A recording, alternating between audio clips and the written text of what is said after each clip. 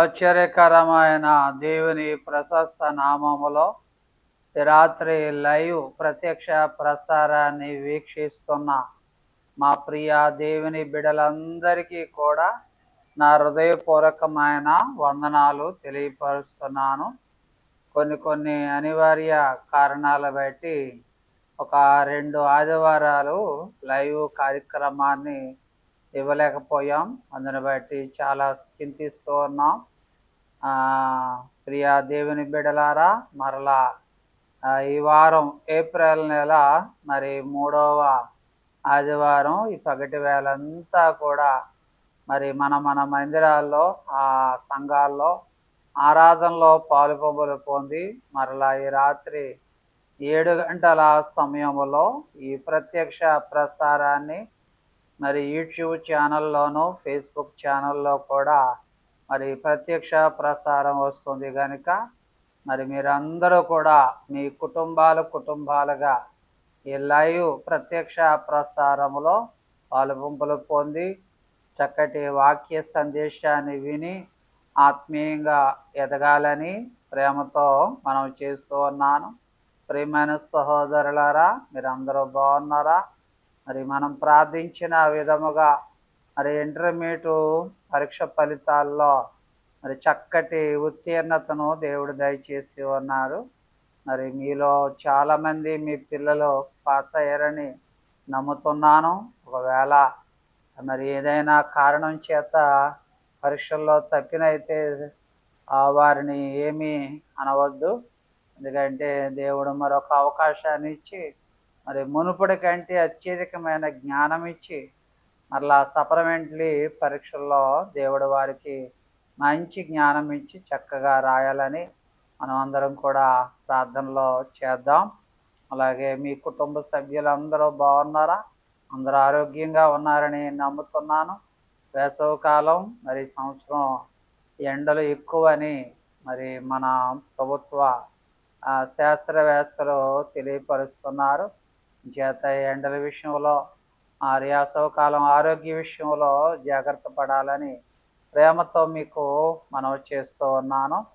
మరి ఈరోజు ఆదివారం కనుక మీరందరూ ఆరాధనకి వెళ్ళారా? ప్రతి వారు ఆరాధనలో పాలుపొంపులు పొందాలి.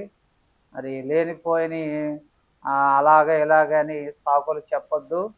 ఎందుకంటే దేవుని యొక్క మందిరంలోకి వెళ్ళి కుటుంబాలుగా ఆరాధించినప్పుడే దేవుడు మనలను ఆశీర్వదిస్తూ ఉంటాడు. అందుకే రాత్రి వేళ మరి ప్రార్థన చేసుకుని దేవుడు ఏర్పాటు చేసిన వాక్యాన్ని మనం ధ్యానం చేసుకుందాం. అందరూ కళ్ళు మూసుకొని తలలు వంచుకొని ప్రార్థన చేసుకుందాం. ప్రేమ కలిగిన దేవా, దయ కలిగిన దేవా, గొప్ప దేవుడా, కృప కలిగిన దేవా, పరిశుద్ధుడు అయిన దేవానికి వందనాలు, స్తోత్రాలు ప్రభా మేము చెల్లిస్తున్నాం నాయన. గడిచిన కాలమంతా సజీవమైన రెక్కల చాటున మమ్మల్ని మీరు ఎంతగానో కాపాడి మరలా 2026 సంవత్సరములో మరి ఏప్రిల్ మాసములో ప్రభువా నాయన, మరి ఈరోజు 19వ తారీఖు ప్రభువా నాయన, ఈ ఏప్రిల్ మాసంలో ఈ 3వ పునరుద్ధానపు ఆదివారం వేళ ఈ రాత్రి 7 గంటల సమయంలో ఈ లైవ్ ప్రత్యక్ష ప్రసారాన్ని వీక్షిస్తున్నాం ప్రభువా. అయా నాయన, ప్రార్థనలో మీరుండండి, వాక్య ధ్యానంలో మీరుండి నడిపించి సహాయం చేయండి. బలమైన అద్భుతమైన కార్యాలు జరిగించి నడిపించండి నాయన. రాత్రి నాయన వాక్యం ద్వారా మీరే మాట్లాడి ప్రభువా మేము సరిచేయబడి మీ వాక్య వెలుగులో, మీ వాక్య ప్రసన్నతలో మేము ముందుకు సాగడానికి కృప చూపించి సహాయం చేయండి. బలమైన అద్భుతమైన కార్యాలు జరిగించండి. మహిమ ఘనత మీరే పొందుకోమని యేసు నామములో ప్రార్థించుకుంటున్నాం తండ్రి. ఆమేన్, ఆమేన్. అందరికీ వందనాలు. మరి కార్యక్రమాన్ని మీ స్నేహితులకు, బంధువులకు షేర్ చేయాలని, లైక్ చేయాలని ప్రేమతో మీకు మనవి చేస్తున్నాను. మీ ప్రార్థన అవసరతలు ఏమైనా ఉన్నట్లయితే దయతో మా నెంబర్కి తెలియపరచండి. తప్పనిసరిగా ప్రార్థన చేస్తాను. దేవుడు మిమ్మల్ని అందరినీ సమృద్ధిగా ఆశీర్వదించి దీవించునుగాక. ఆమేన్, ఆమేన్.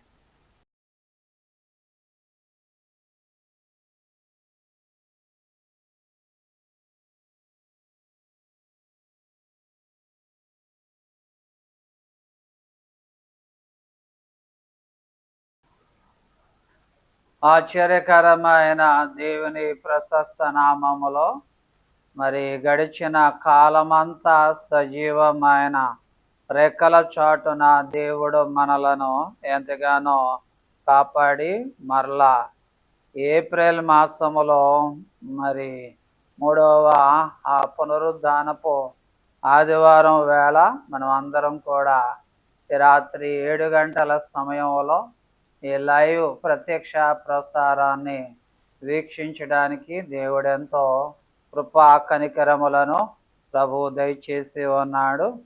మరి రాత్రి వేళ దేవుని యొక్క వాక్య భాగాన్ని వినే ముందు మనం అందరము కూడా మన 2 చేతులు పైకెత్తి ప్రభు నామానికి స్తోత్రాలు చెల్లిద్దాం. హల్లెలూయా, హల్లెలూయా.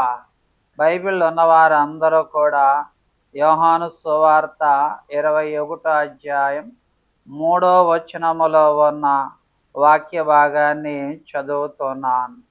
సీమోను పేతురు, నేను చేపలు పట్టబోవుదనని వారితో అనగా, వారు మేమును నీతో కూడా వచ్చేదమనేది. వారు వెళ్ళి ధోని ఎక్కిరి, కానీ ఆ రాత్రి ఏమీ కూడా పట్టలేదు. సూర్యోదయమగుచుండగా యేసు ధరిని నిలిచి, అయితే ఆయన యేసు అని శిష్యులు గుర్తుపట్టలేదు. యేసు, పిల్లలారా, భోజనమునకు మీ యొద్ద ఏమైనా ఉన్నదా అని వారిని అడగగా, లేదని వారు ఆయనతో చెప్పిరి. అప్పుడు ఆయన, ధోని కుడి ప్రక్కన వల వేయుడి, మీకు దొరుకునని చెప్పాను. కనుక వారు అలాగూ వేయగా చేపలు విస్తారముగా పడినందున వలలు లాగలేకపోయిరి. కాబట్టి యేసు ప్రేమించిన శిష్యుడు ఆయన ప్రభు సుమి అని పేతురుతో చెప్పాను. ఆయన ప్రభు అని సీమోను పేతురు విని వస్త్రహీనుడై ఉన్నందున పైబట్ట వేసి సముద్రములో దుమికెను. పరిశుద్ధ గ్రంథములో మరి యోహాను సువార్త 21వ అధ్యాయం 1వ వచనము నుంచి దరిదాపు ఈ అధ్యాయమంతా కూడా మనం చదువుతున్నప్పుడు యేసు ప్రభు పునరుద్ధానుడై తిరిగి లేచిన తర్వాత మొదటి పర్యాయము యేసు ప్రభు పునరుద్ధానుడై రోజున సాయంకాల వేళ శిష్యులకు ప్రత్యక్షమయ్యాడు.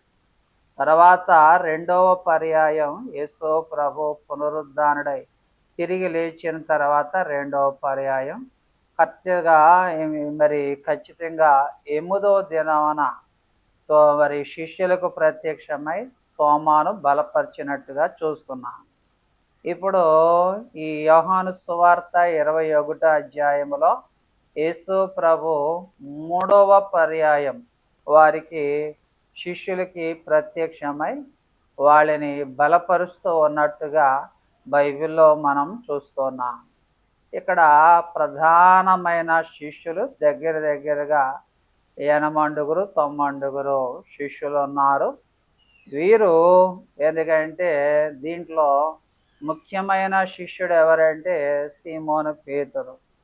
ఈయన ఎందుకంటే దగ్గరగా 12 మంది అపోస్తలుగా పేరుగాంచి 3.5 సంవత్సరాలు యేసు ప్రభు వెన్నంటే ఉండి ఎన్నో అద్భుత కార్యాలు, ఎంతో వాక్యాన్ని వినిన ఈ ప్రియా బిడలు ఎందుకంటే మరి శిష్యులు ఈ రోజున దేవుని యొక్క వాక్య భాగములో వాళ్ళు మరలా సేవా పరిచర్యను విడిచిపెట్టి చేపలు పట్టడానికి సిద్ధమైనట్టుగా బైబిల్లో చూస్తున్నాం.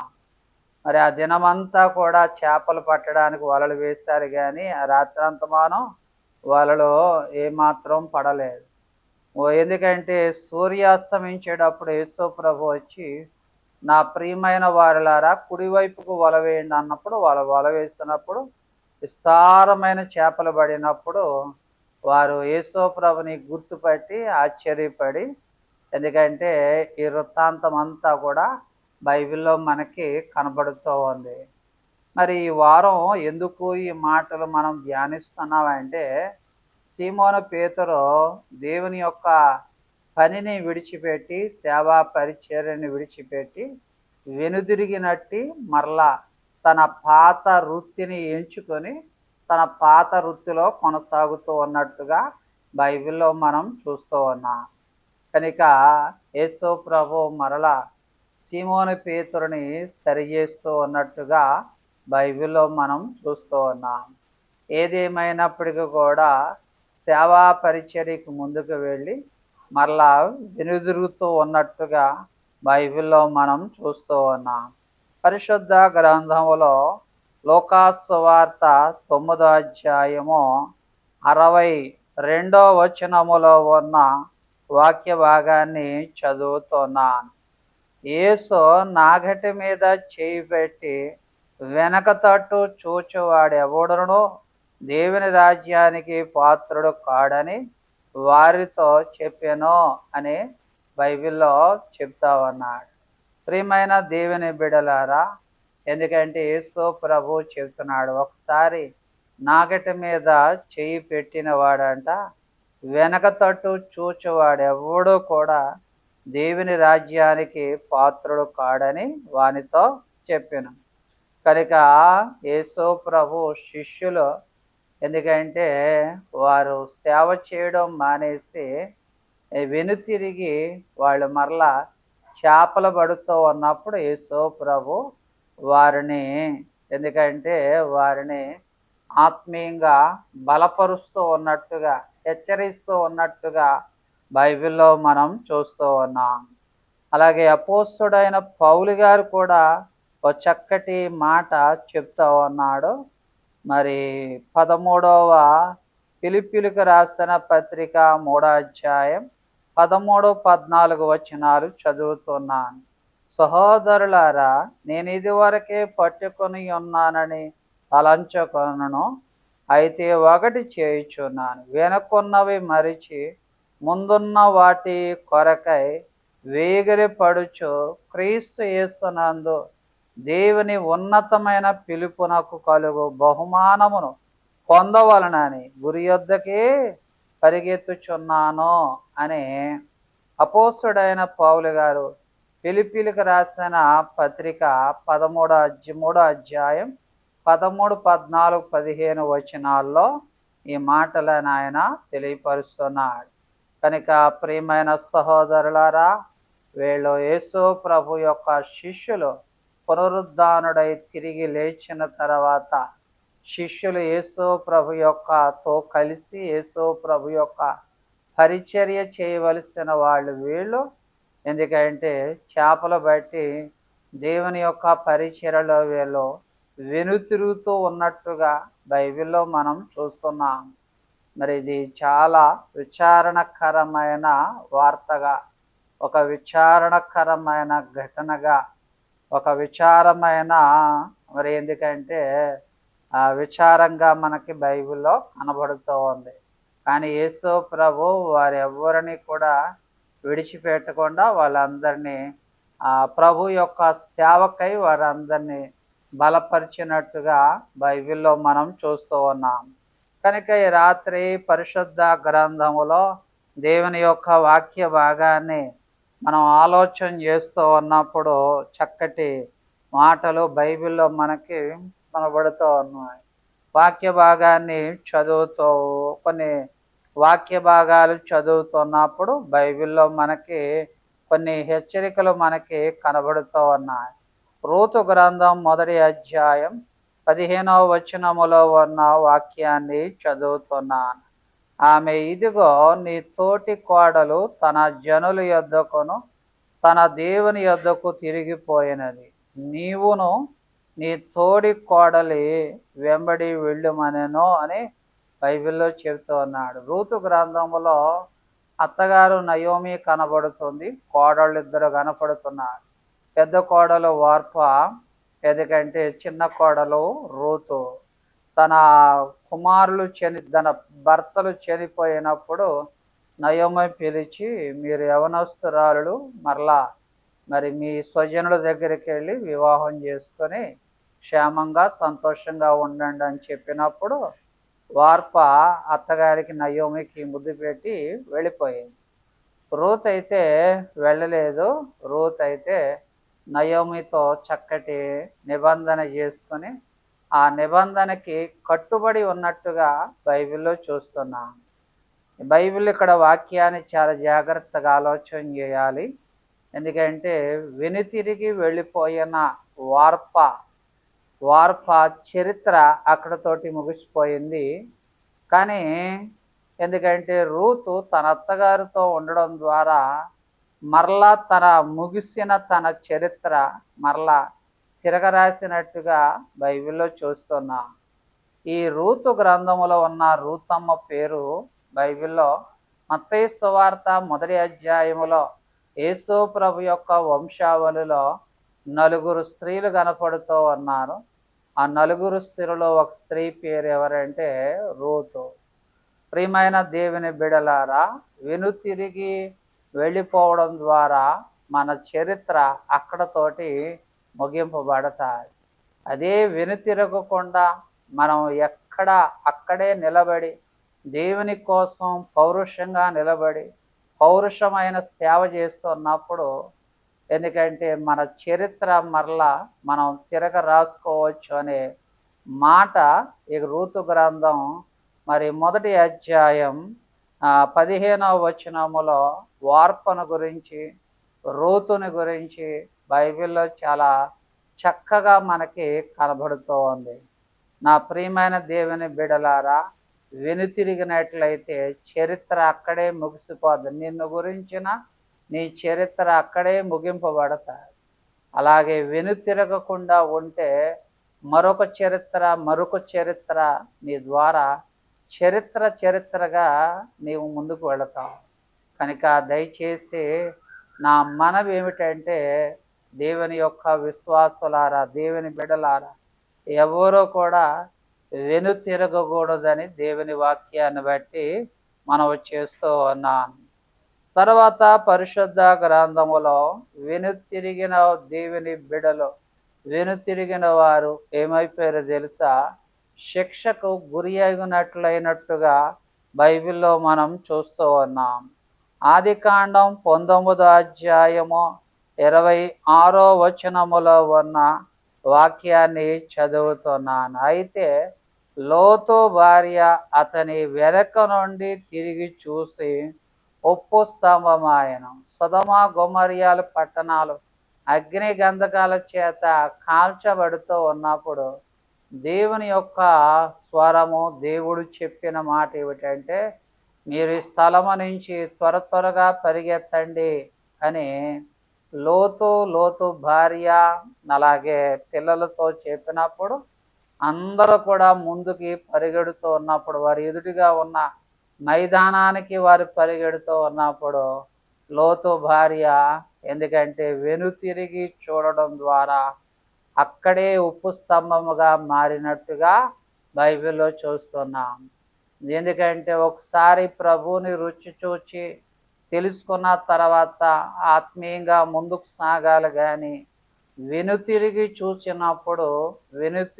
చూచిన వారికి దేవుడు శిక్షణ ఏం చేస్తాడంటే కలగజేస్తూ ఉంటాడు. లోతు భార్య ఉప్పు స్తంభం అవ్వడానికి కారణం వెనుతిరిగి చూడడం ద్వారా. ఎందుకంటే వెనుతిరిగి చూడకూడదు. వెనుతిరిగి చూచినట్లయితే మనం శిక్షకు పాత్రలం అవుతామని దేవుని వాక్యాన్ని బట్టి మనం చేస్తున్నాను. అదే ముందుకు సాగునప్పుడు దేవుడు మనల్ని ఎంతగానో ఆశీర్వదిస్తూ ఉంటాడు. రాత్రి దేవుని యొక్క వాక్య భాగాన్ని చాలా జాగ్రత్తగా ఆలోచన చేయాలి.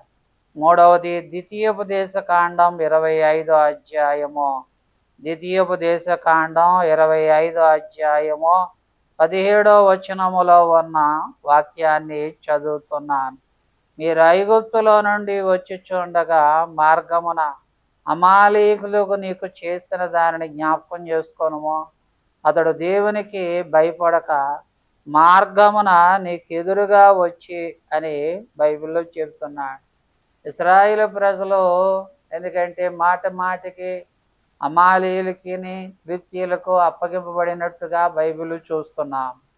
ఎందుకు వాళ్ళు శత్రువులుగా అప్పగింపబడ్డారంటే, వారు పరిశుద్ధ గ్రంథములో అప్పుడప్పుడు వాళ్ళు దేవునికి వ్యతిరేకంగా వెనుతిరుగుతూ ఉన్నట్టుగా బైబిల్లో చూస్తున్నాం. ఇజ్రాయేలు ప్రజలు వెనుతిరిగినప్పుడల్లా కూడా వాళ్ళు శత్రువుల చేతికి అప్పగింపబడినట్టుగా బైబిల్లో చూస్తున్నాం. ప్రియమైన దేవుని బిడ్డలారా, మనం కూడా ఒకవేళ నీ పరిచర్యలో, నీ సేవా పరిచర్యలో, నీ విశ్వాస ఆత్మీయ జీవితంలో వెనుతిరిగినట్లయితే నిన్ను కూడా దేవుడు నీ శత్రువులకు ఏం చేస్తాడంటే అప్పగిస్తూ ఉంటాడు.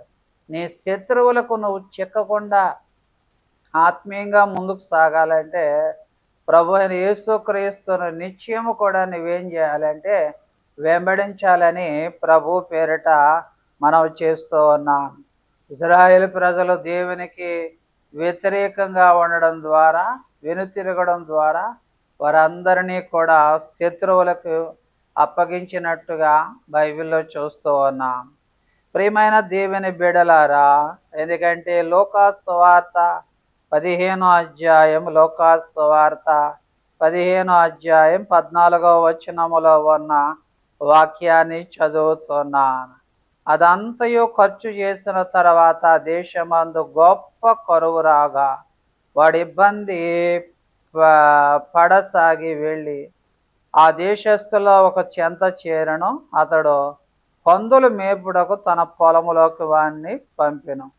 వాడు పందులు తిను పొట్టుతో తన కడుపు నింపుకొని ఆశపడును గాని ఎవడునో వానికి ఏమీ కూడా ఇయ్యలేదు అని వాక్య భాగములో చెప్తూ ఉన్నాడు.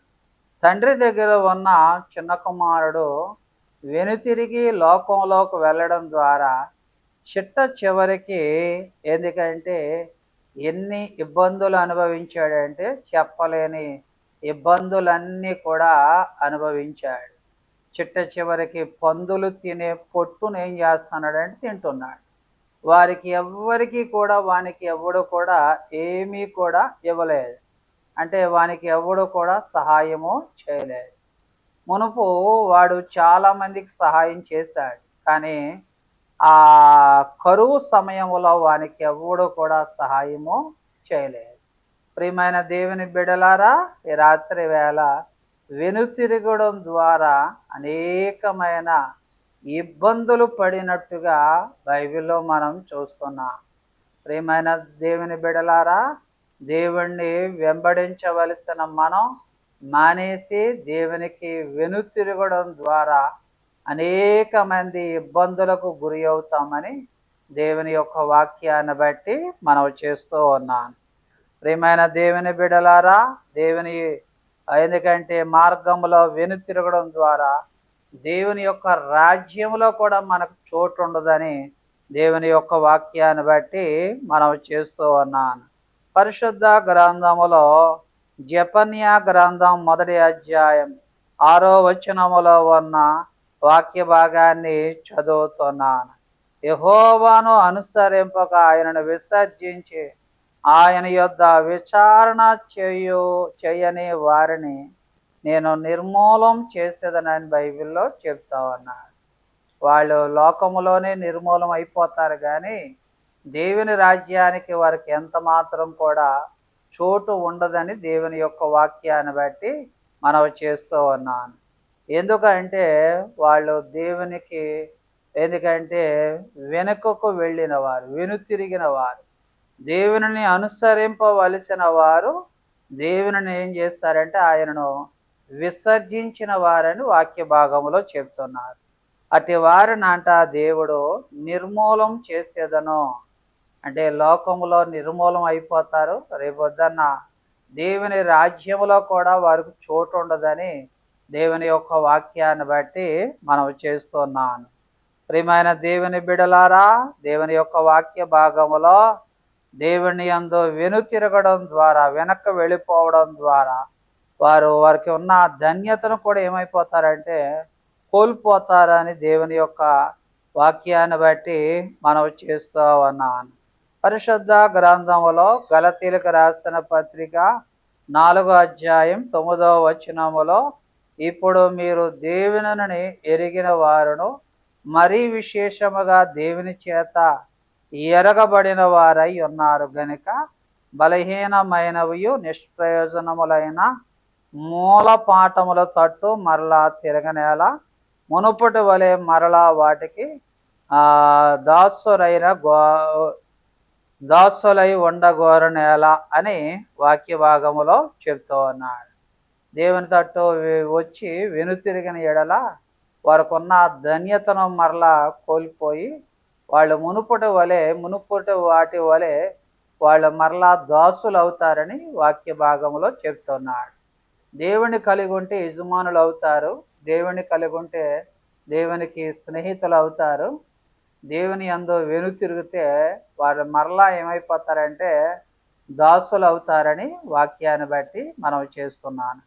ప్రియమైన దేవుని బిడలారా, అంచేత ఎవరు కూడా వెనుతిరగకూడదు. ఎందుకంటే ఎన్ని కష్టాలు ఎన్ని ఇబ్బందులు వచ్చినా సరే మన ప్రభు అయిన యేసు వైపు చూస్తూ ముందుకు సాగాలని ప్రభు పేరట మనం చేస్తూ ఉన్నాను. బైబిల్లో మరొక వాక్య భాగం కనబడుతూ ఉంది. లోకాసు సువార్త 11వ అధ్యాయము మరి 25వ వచనములో ఉన్న 25వ వచనాన్ని చదువుతున్నాను. లోకాసు సువార్త 11వ అధ్యాయం 25వ వచనాన్ని చదువుతున్నాను. వచ్చి ఆ ఇల్లు ఊడ్చి అమర్చి ఉండుట చూచి వెళ్ళి తనకంటే చెడ్డవైన మరీ 7 ఆత్మలను వెంట పెట్టుకుని వచ్చును. అవి అందులో ప్రవేశించి అక్కడే కాపురం ఉండను. అంచేత ఆ మనుష్యుడు కడపటి స్థితి మొదటి దానికంటే చెడ్డదగనని చెప్పినని వాక్య భాగంలో చెబుతున్నాడు. వెనుతిరగడం ద్వారా, ఎందుకంటే మునుపున్న స్థితి కంటే కడపటి స్థితి అంట మరీ చెడ్డదవుతుందని దేవుని యొక్క వాక్యాన్ని బట్టి మనం చేస్తూ ఉన్నాను. అంచేత ఒకవేళ వెనుతిరిగితే ఇప్పుడున్న స్థితి కంటే వెనకున్న స్థితి మరీ చెడ్డగా మరీ గడ్డుగా ఉంటుందని దేవుని యొక్క వాక్యాన్ని బట్టి మనం చేస్తున్నాను. అంచేత ఆది అపోస్తలులైన సీమోను పేతురు శిష్యులు అందరూ కూడా వెనుతిరిగినప్పుడు యేసు ప్రభు వాళ్ళని గద్దించి వాళ్ళకి బుద్ధి చెప్పి మరలా దేవుని యొక్క సన్మార్గములో వెంబడించడానికి దేవుడు ఎంతో కృప చూపించాడు. ఈ రోజున ప్రతి దైవ సేవకుడు ఎందుకంటే సంఘములో ఉన్న ప్రతి దైవ సేవకుడు ఇంత ప్రయాస పడడానికి కారణం ఏమిటంటే ఉన్న కొద్ది మంది అయినా విశ్వాసులైనా ఎవరో వెనుతిరగకుండా లోకములో కష్టాలు ఇబ్బందులు ఇరుకులు అనారోగ్యాలు వచ్చినప్పటికీ కూడా ముందుకు సాగాలని ఆశతోటి ప్రతి దైవ సేవకుడు ఆత్మపూర్ణుడై ప్రతి ఆదివారం దేవుని యొక్క వాక్యం చేత మిమ్మల్ని బలపరచడానికి కారణం ఏంటంటే ఎవరో కూడా వెనుతిరగకూడదు. వెనుతిరిగితే నిజంగా ఎన్ని కష్టాలకు పాలవుతామంటే మొదటిది పరిశుద్ధ గ్రంథములో వెనుతిరగడం ద్వారా మన చరిత్ర అక్కడతో ఏమవుతుందంటే ముగింపబడతాది. వెనుతిరగడం ద్వారా దేవుని యొక్క ఉగ్రతకు శిక్షకు మనం పాత్రులు అవుతాం. వెనుతిరగడం ద్వారా మన శత్రువులకు మనం అప్పగింపబడతాం. వెనుతిరగడం ద్వారా అనేకమైన ఇబ్బందులకు మనం గురి అవుతాం. వెనుతిరగడం ద్వారా దేవుని రాజ్యములో చోటు ఉండదు. వెనుతిరగడం ద్వారా మనకున్న గౌరవం ధన్యత మనం కోల్పోబడతాం. వెనుతిరగడం ద్వారా మొదటి దానికంటే కడపటి స్థితి మరీ చెడ్డదగునని దేవుని యొక్క వాక్యాన్ని బట్టి మనం చేస్తున్నాం. నా ప్రియమైన దేవుని బిడలారా, నా 2 చేతులు జోడించి మీకు ప్రేమతో మనవి చేస్తున్నాను. ఎవరో కూడా వెనుతిరిగి ఉండకూడదు. వెనుతిరిగితే ఎందుకంటే మనం చాలా ఇబ్బందులు పాలవుతాం. చేత ఏదేం జరిగినా మరి దేవునితో నడవాలని, దేవునితో ముందుకు సాగాలని ఒక నిబంధన, ఒక కట్టడ మనం చేసుకున్నాం కనుక ఏదేం జరిగినా సరే ఆత్మీయ జీవితంలో ముందుకు సాగాలని ప్రభు పేరట మనం చేస్తూ ఉన్నాను. దేవుడు ఈ కొద్ది వాక్య భాగాన్ని మనందరి వినికిడిలో ప్రభు దీవించి ఆశీర్వదించునుగాక. ఆమేన్. ఆమేన్. ప్రార్థన చేసుకున్నాం. ప్రేమ కలిగిన దేవా, దయ కలిగిన దేవా, గొప్ప దేవుడా, కృప కలిగిన దేవా, నాయనా నీకు వందనాలు. రాత్రి వేళ మీ వాక్యాన్ని విన్నా, వినిన వాక్యాన్ని మా హృదయంలో భద్రపరుచుకుని వాక్యం ద్వారా సరిచేయబడి ముందుకు సాగడానికి సహాయం చేయండి. బలమైన అద్భుతమైన కార్యాలు జరిగించి నడిపించి సహాయం చేయండి. మహిమ ఘనత మీరే పొందుకోమని యేసు నామములో ప్రార్థించి వేడుకుంటున్నాం తండ్రి. ఆమేన్. మన తండ్రి అయిన దేవుని ప్రేమయు కుమారుడైన క్రీస్తు వారి కృపయు పరిశుద్ధాత్మ అన్యోన్యమైన సహవాసం చేరువచ్చిన మనకు మన వారందరికీ ఆయన ఆత్మ సదాకాలం తొడనిపించును గాక. ఆమేన్. ఆమేన్.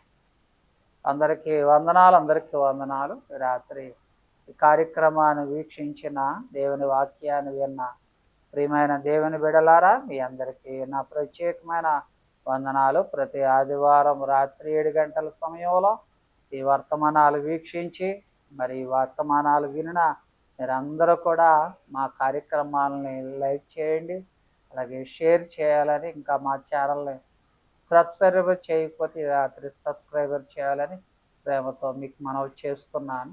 మీ అందరికీ వందనాలు. దేవుడు మిమ్మల్ని అందరినీ సమృద్ధిగా దీవించి ఆశీర్వదించునుగాక. ఈ కార్యక్రమాన్ని మీరందరూ కూడా, ఎందుకంటే మా పరిచర్య కోసం ప్రార్థించండి, మీకోసం ప్రార్థన చేస్తాను. మరి దేవుడు మిమ్మల్ని ప్రేరేపిస్తే ఈ పరిచర్యకి మీరు సహకరించాలని ప్రేమతో మీకు మనవి చేస్తున్నాను. అందరికీ వందనాలు.